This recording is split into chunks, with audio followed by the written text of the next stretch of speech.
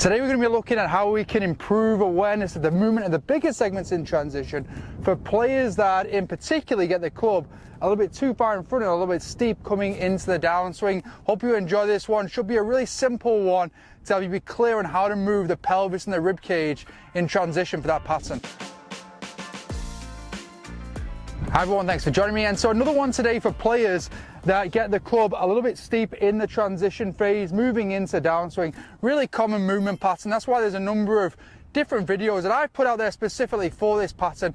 In reality, for each individual, there's going to be patterns of movement through backswing that'll lead into the player transition that way. So before we go into today's drill or today's exercise, which is a focus mainly on the movement of the pelvis and rib cage in transition, it is worth being aware of that how you move through backswing could be the key area to look at to improve this pattern for you. Okay, so before we get into the main content, once again, if you like this video, if you get something from it, please remember to hit subscribe so that you don't miss out any further tips or videos that may help you with your game. Okay, so this movement exercise that I came up with actually came from an online lesson. So giving lessons online, you have to be quite creative with players on how to improve their movement, because obviously you can't be there in person. So the exercise today is one that I actually use quite regularly with players in person. It goes back to mainly the movement of the pelvis in transition for that movement pattern. So that's going to be the targeted area for today with the exercise, and the improvement of the movement of the pelvis in transition has a really good influence on the rib cage. So typically with a player that gets a little steep in transition, the trail hip will stay high in the very start of the downswing, and then that leads to the rib cage being moved into a certain position well and shifting the club.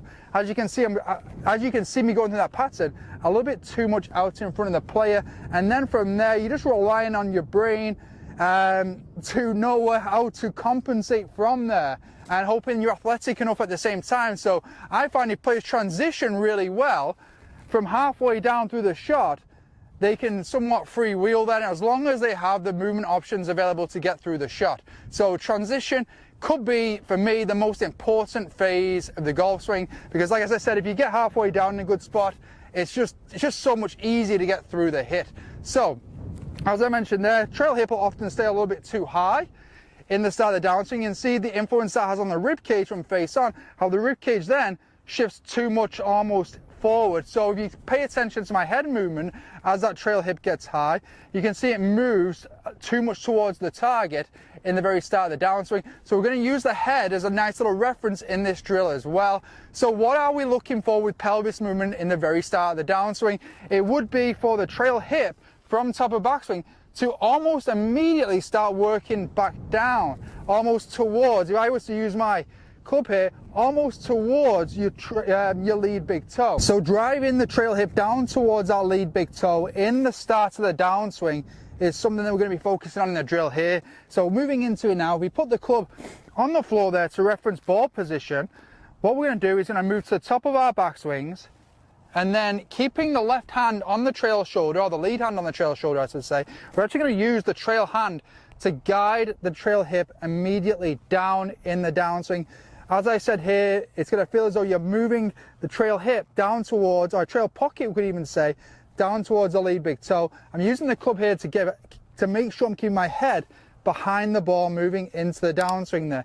So that's the movement pattern with the pelvis we're looking for in the transition phase. So for a player where the trail hip's been quite high moving into downswing, it's going to be quite evident how the rib cage is responding, because obviously the lead hand being on your trail shoulder, you're going to feel it shifting quite away in front there.